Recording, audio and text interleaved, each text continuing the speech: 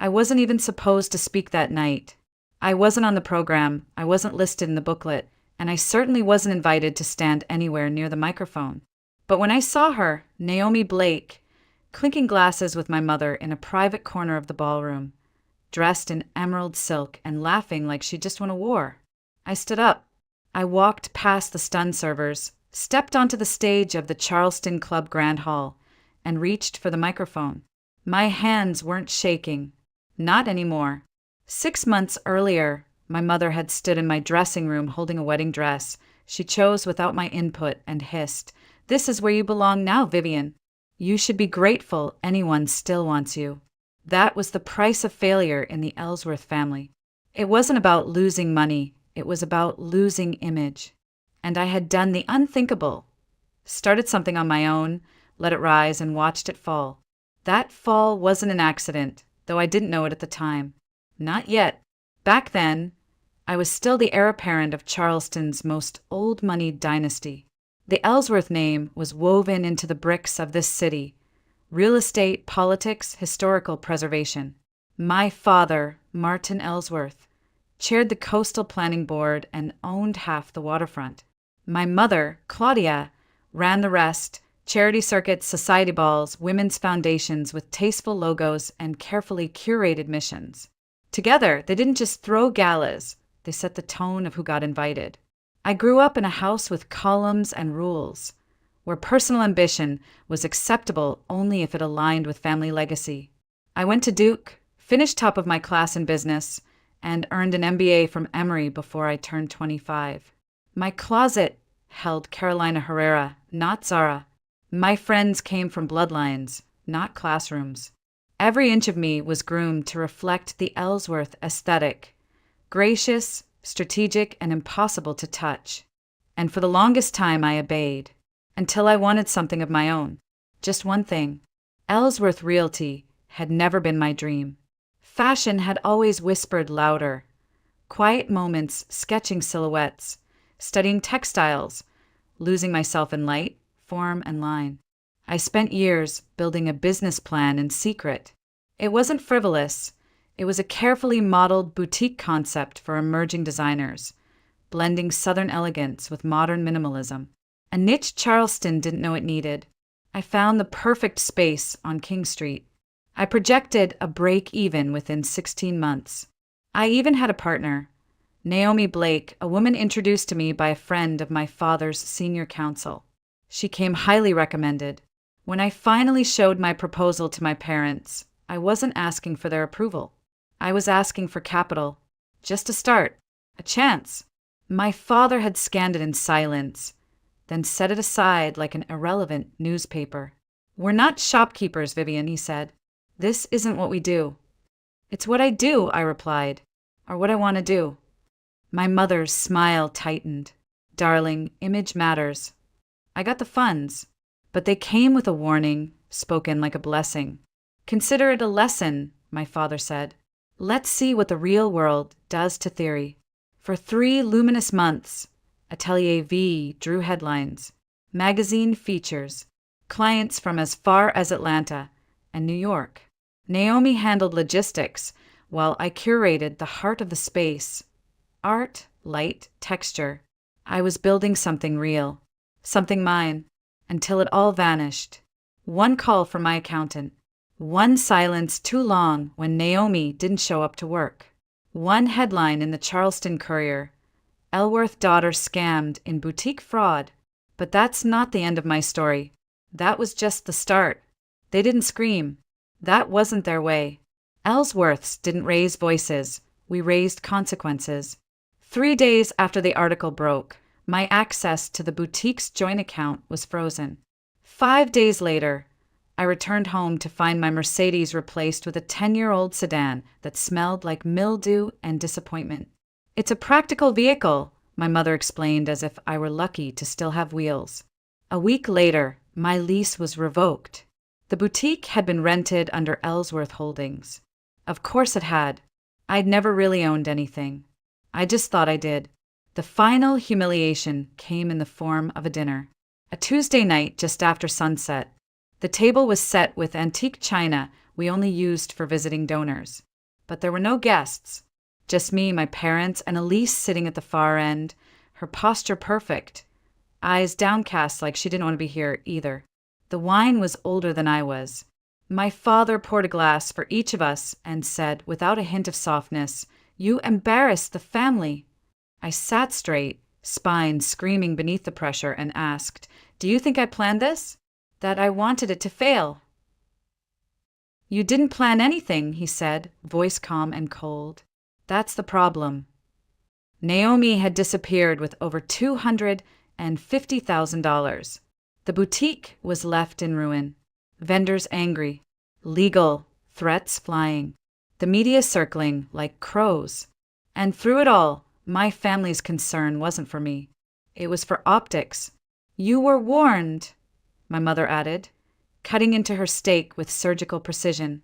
"This is why we stay in our lane, Vivian. You're not an entrepreneur. You're an Ellsworth." I should have shouted. I should have stood up and thrown something. Wine, a chair, anything. But I just sat there, tasting the bitterness of my own silence. I remember Elise glancing at me then, a flicker of sympathy passing through her eyes, before she looked away again, like sympathy was treason. The next morning, my credit card stopped working. My phone was removed from the family plan. The pearl cufflinks my father once gifted me to wear at an investor dinner? Retrieved. Quietly. No scene. Just a new kind of emptiness on my dresser. Then came the proposal. Not romantic. Not even respectful. Just a contract, dressed in civility. They called me into the study, where my father always took phone calls with politicians and developers. My mother was already seated, ankles crossed, wearing a navy sheath dress and pearls like armor. Across from her stood a man I didn't recognize, mid-30s, plain gray suit, quiet eyes, average in every way. "This is Caleb Morgan," my father said, "son of Theodore Morgan. They've been our family's legal counsel for over 30 years. I nodded slowly, confused. Caleb extended his hand. I didn't take it. My mother smiled that terrible smile. "He's agreed to marry you." Silence stretched like ice cracking on a frozen lake. I laughed once, just to see if this was some elaborate punishment joke. "Excuse me." "You need structure," she said. "This scandal has made it clear that you're not prepared to manage your independence. Caleb is steady, responsible. He understands discretion. He's standing right here," I muttered, half in disbelief. "Indeed I am," Caleb replied, calm, unfazed. "And I understand this is unconventional, but I believe we can make it work." "Make what work?" "This isn't a negotiation," my father added. "You agree to this arrangement, or you leave this house with nothing. No ties, no name, no support." My mother leaned forward, voice low. "And your father's heart, Vivian, his doctors are concerned. This stress, they were weaponizing his health." Again, the room spun. I felt caged, trapped in a polite, velvet-gloved prison. And Caleb? He just stood there waiting. Not apologetic, not smug, just waiting. The wedding happened 3 weeks later. Not because I wanted it, not because I accepted anything, but because sometimes survival doesn't look like a choice, it looks like silence. My mother planned everything. A scaled-down garden ceremony at the family estate. Tasteful and humble, as she put it. Humble was the theme now. Redemption. Apology. Reintegration. The storyline was crafted like one of her press releases. The disgraced daughter, reformed and married to a modest, respectable man. A lesson learned. A chapter closed. I moved through that day like a ghost inside my own skin. The makeup artist covered my exhaustion. The hair stylist twisted my curls into a subdued updo. The dress, ivory crepe, no train, no sparkle, hung on me like fabric with a grudge. My mother adjusted the neckline herself and said, "You look appropriate." That was the highest praise I got. 50 guests attended, down from the 300 who came to Elise's debutante ball. Most were close family, a few business allies, and the kind of acquaintances who thrived on watching a scandal try to repair itself. Caleb stood at the altar in a dark suit that fit a little too well to be cheap, but not enough to raise suspicion. When I reached him, he took my hand and whispered, "Just breathe." I hated that it helped. There was no honeymoon, just a weekend in Nashville at a rustic bed and breakfast where we ate blueberry pancakes in silence and made polite conversation about the weather. We returned Sunday night to the apartment my parents had gifted us on the third floor of a brick building they didn't even own. A beige box with twin beds, hand-me-down furniture from the beach house, and a framed watercolor of a lighthouse on the wall that I couldn't stop staring at. I had never felt so erased. "This isn't a home," I muttered, dropping my suitcase. Caleb shrugged, setting his down beside mine. "It's shelter." I turned to face him. "You're really okay with all this?" He looked at me, not unkindly. "I've lived with worse." There was no bravado in his voice, no bitterness, just fact. The next morning, I started working as an administrative assistant in my father's office. The position came with no benefits, no authority, and no one pretending it wasn't a punishment. I spent my days organizing schedules, printing reports, and being subtly humiliated by people who used to call me Miss Ellsworth. Meanwhile, Caleb left each morning in press shirts and returned late with takeout that seemed inconsistent with his modest income. His supposed job at a small financial firm offered few details. He took calls in his locked office, where I wasn't allowed to enter. He never boasted, never overstepped, but something didn't add up. On weekends, he disappeared for client meetings, sometimes overnight. I started to notice packages arriving, sealed envelopes, business books in foreign languages, a laptop he kept password protected at all times. But the most suspicious thing wasn't what he hid. It was how calmly he existed in all this, like a man playing a role, but not badly. Then one Saturday morning, Elise showed up. She stood in the doorway with a bottle of red wine and said, "I thought you could use a sister today." She was the first person to visit me here. We sat on the floor, drank wine from mismatched mugs, and she looked around like she was seeing the truth for the first time. "They've been rewriting your story behind your back," she said softly. "You're not the cautionary tale, Viv. You're the warning. The one who tried something. The one who got punished." Her voice broke. "I think. I'm next." And suddenly I wasn't just angry anymore. I was awake. I started watching Caleb more closely after that. Not because I didn't trust him. Truthfully, I wasn't sure what I felt about him, but because I needed something real to hold on to. Something that made sense. He woke at 6 a.m. sharp every morning. No alarm. He brewed coffee, read the financial section of the paper in print, not on his phone, and always left the apartment in a pressed button-down and clean shoes. His desk was organized with a precision that didn't belong to a junior analyst. His laptop ran programs I didn't recognize, and on the nights when I couldn't sleep and wandered past his closed office, I could hear him speaking in clipped, assertive tones, the voice of someone used to being obeyed. One night, just after midnight, I woke up and realized the other twin bed was empty. I padded through the apartment, heart pounding, barefoot on cold tile. The door to his office wasn't locked for once. I turned the knob. What I saw didn't belong in our beige apartment. 3 massive monitors glowed against the darkness. One displayed real-time market data from multiple countries. Another showed graphs, charts, portfolio summaries. In the corner sat a Bloomberg terminal, equipment that cost more than the car my parents gave me in high school. Caleb stood at the center, headset on, dressed not in pajamas but in a slate gray suit. Not cheap, not off the rack.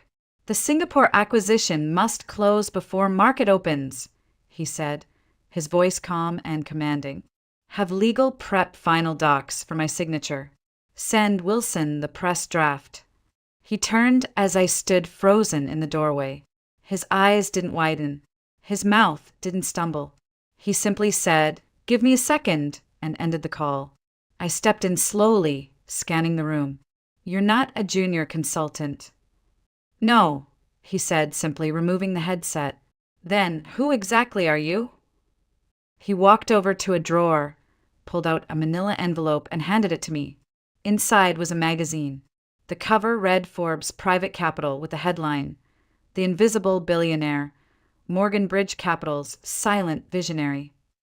I opened to the center spread, a profile of the anonymous founder of one of the fastest growing investment firms in the world. No photos, no interviews, just initials. CM Urham? I whispered. He nodded. Caleb Morgan, CEO, founder, current net worth, around $4.7 billion, give or take. I sat down hard in the nearest chair. The weight of the lie wasn't what crushed me. It was the precision, the control, the patience. He had been living in a box, eating microwave dinners, and using a faucet that squeaked, all to keep this hidden. Why? His expression shifted, not smug, not defensive, just quietly resolute. I value privacy. I built everything from nothing, and I watched how people changed when they thought I was someone worth knowing. I didn't want someone to love me for what I had. I wanted to know who they were when they thought I had nothing. And me? I asked. What was I, an experiment? No, he said gently. An opportunity. Your mother approached my father's firm. The marriage was a transaction. But once I saw who you were, what they'd done to you, I stayed. Stayed. My voice cracked. They ruined my life, Caleb. I know. Naomi destroyed my career. She didn't do it alone. My eyes locked with his. Your mother funded her. The room tilted. He stepped back to the computer, pulled up wire transfers, foundation payments, email screenshots. There it was, clear as day. Claudia Ellsworth's signature on a donation to a shell nonprofit Naomi had used to funnel the funds. My mother hadn't just disapproved of my independence. She had orchestrated its demise. I don't remember how long I sat there, staring at the screen, at my mother's signature like it was a blade pressed against my neck. My ears rang with silence. Caleb didn't speak. He didn't rush me. He just waited, still, quiet, patient, as the weight of betrayal settled into the bones of who I was. The boutique hadn't failed because I was naive. It had failed because someone made sure it would. Not just someone her. She did this, I whispered. She destroyed me. No, Caleb said, his voice calm but sharp. She tried to control you, but she underestimated what happens when control turns into fire. My throat tightened. How long have you known? I suspected before the wedding, he admitted. Confirmed it about 3 months ago. I traced the money myself. And you didn't tell me? You weren't ready, he said softly. Information without power is just pain. You needed to see what they were capable of before you could believe it. He was right. If he had told me when I was still drowning in guilt, I would have blamed myself anyway. But now, I was angry. Not the hot, impulsive kind. The quiet, cold kind that sharpens into clarity. I stood, walked to the center of the room, and stared at the monitors, at the world he commanded from behind this quiet disguise. Can we prove this? He nodded once. Every transaction, every document, every email. Then I want them to see. I want everyone to see who she really is, who they are. Caleb crossed his arms. Are you sure? Once we do this, there's no going back. Your relationship with your parents, your name in society, the life they raised you for, it all burns. I thought of Elise, of her tired voice that night on our floor, her soft confession. I think I'm next. I don't want that life, I said. Not if it means bearing my voice just to sit at their table. Then we fight. He said it like a promise. Over the next few weeks, our beige apartment transformed into something else entirely. A war room. Whiteboards, files, timestamps, bank records. Caleb brought in Helena Kwan, his chief strategy officer and a former intelligence analyst who'd helped dismantle larger empires with less evidence. She spoke 3 languages, wore black like a creed, and looked at me with clinical appraisal before saying she thought you were weak. That was her first mistake. They trained me, not just with data, but with presence, how to stay composed under fire, how to speak facts while being emotionally baited. We rehearsed every possible reaction for my parents: denial, deflection, dramatic illness, threats of disownment. Your mother will try to interrupt you, Helena warned. Your father will say you're unstable. But the one thing they can't refute is truth, spoken calmly and shown clearly. Meanwhile, Caleb worked quietly behind the scenes. He reached out to key allies, board members of major foundations, editors of publications who had once mocked me, financial reporters he trusted. He didn't say much. He just sent them a save the date. My mother's 40th wedding anniversary gala. It would be held at the Charleston Club Grand Hall, a towering, chandelier-filled shrine to old money and perfect appearances. The room where my parents had announced their engagement, where Elise had her debut, where I had once stood in a sequin gown at age 16, told to smile like a future Ellsworth. This time, I wouldn't be on the guest list, but I'd be there, and I'd be holding the mic. The invitation arrived 2 weeks before the gala. Thick ivory cardstock, engraved gold lettering, sealed with the Ellsworth crest like it was a royal decree. My mother didn't even bother pretending it was optional. Inside, beneath the decorative border and planned itinerary, it read, "Formal attendance requested. Please refrain from bringing personal guests outside of family recognition. Translation: don't bring anyone who might ruin the performance." I placed it flat on the counter and poured myself a glass of wine. Across the room, Caleb looked up from his laptop. "So, you're not family anymore." "Not the kind they want to show off," I said, folding the invitation in half. "But I'll still attend, just not on their terms."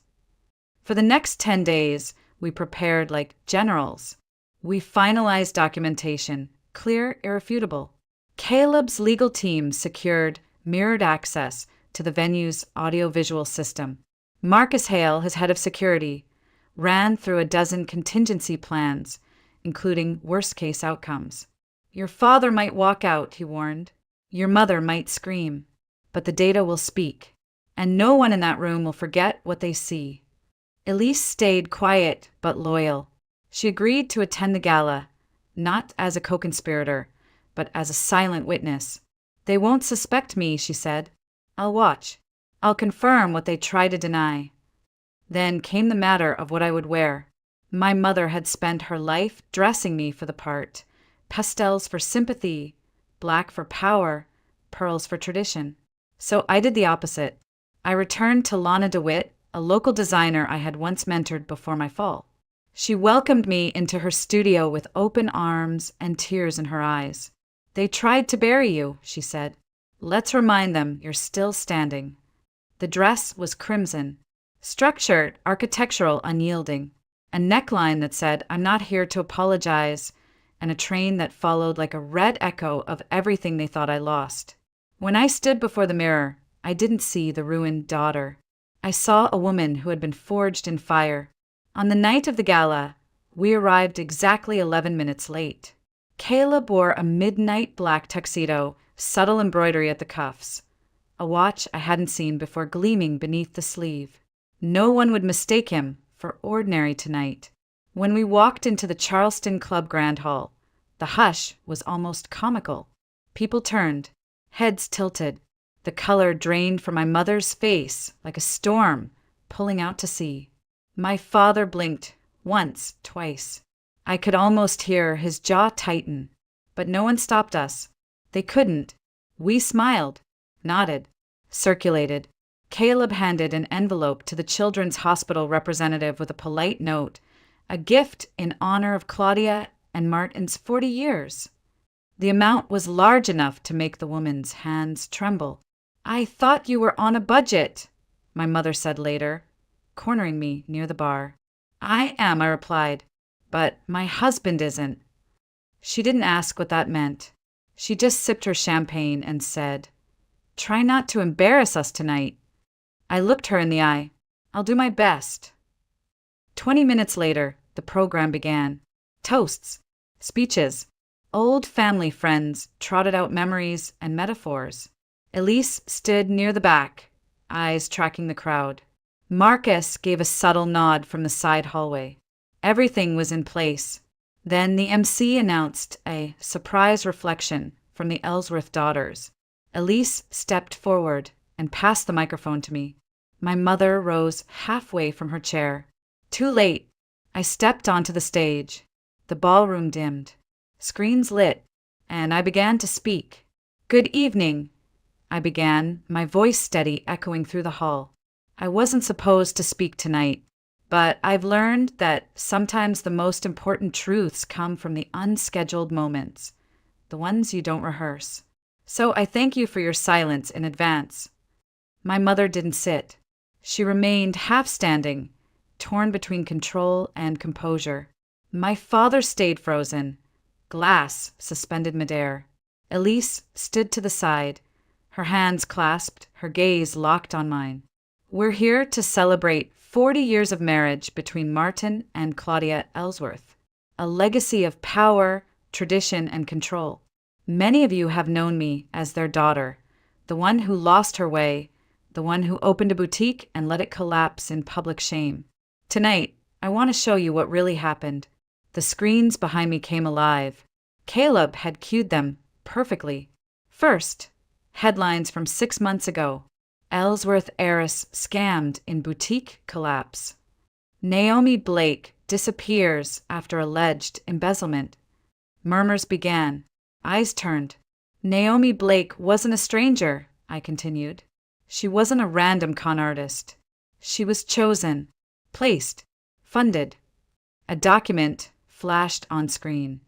Wire transfer receipts from the Claudia Ellsworth Foundation to a shell organization traced to Naomi.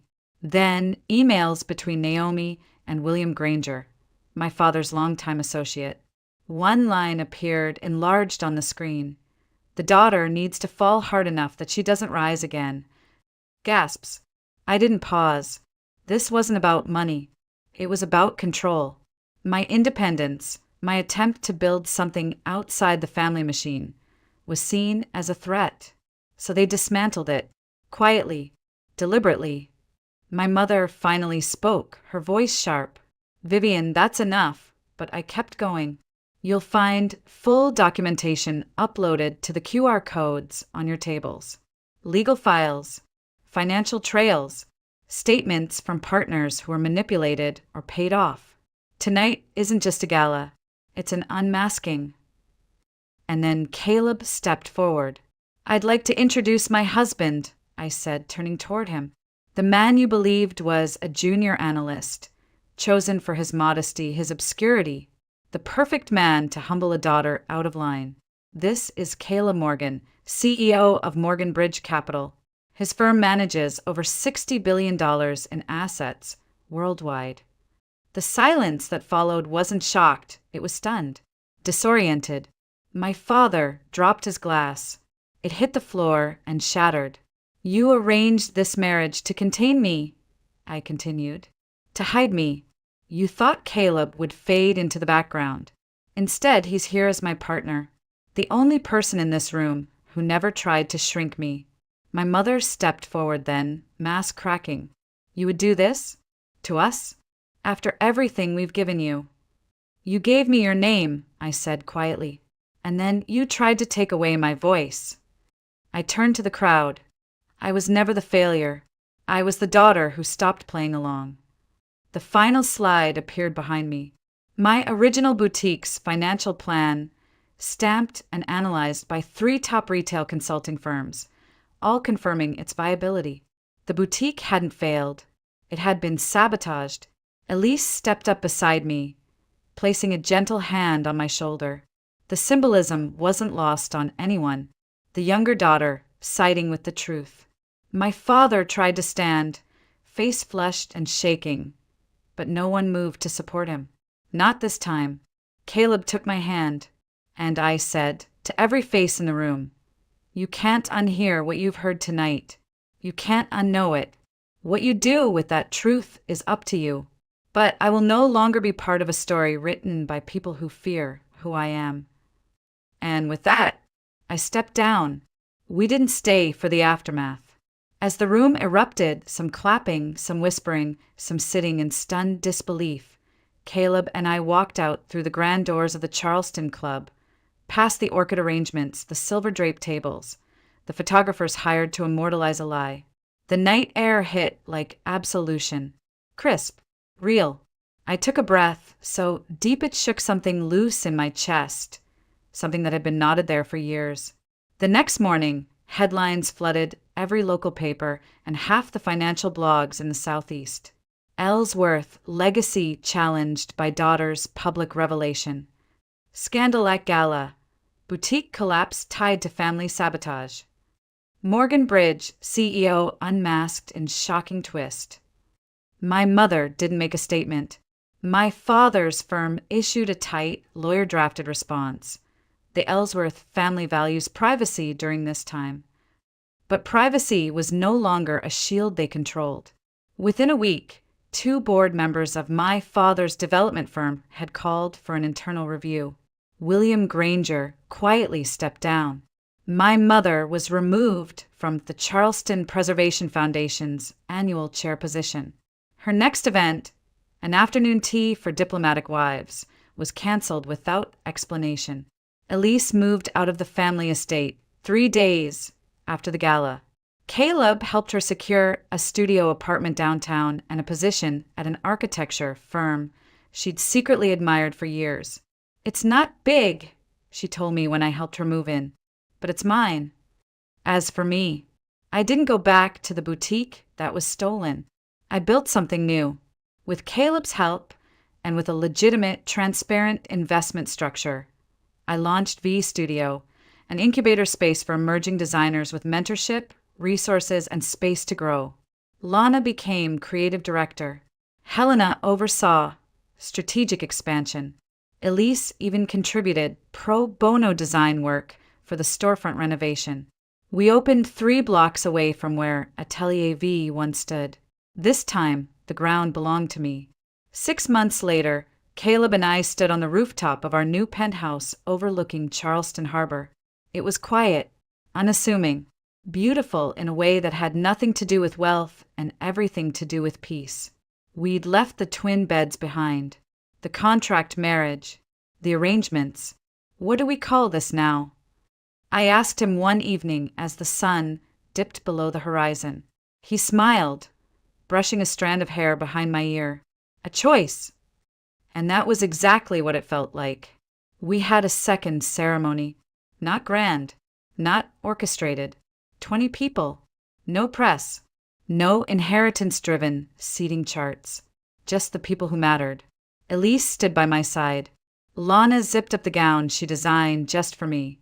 Midnight blue silk, bold shoulders, no pearls. Caleb wore no tie. His mother came. My parents didn't. That was their decision. Later, I received a typed letter from my father. "When you're ready to rebuild this family, our door remains open." No apology, no acknowledgement, just a carefully worded olive branch soaked in pride. I never responded. Some relationships are better left where they shattered. And yet, I wasn't angry anymore. Not in the way I had been. Not in the way that burned. The revenge had already happened. It wasn't in their public humiliation or their loss of reputation. It was in the life I built without them, in the freedom I carved out of the wreckage they left me. Sometimes, what begins as punishment becomes liberation. They made me marry a man they thought would humble me. Instead, I found someone who saw me clearly. They tried to silence me with shame. Instead, I found my voice in a mic, and when I used it, they fell.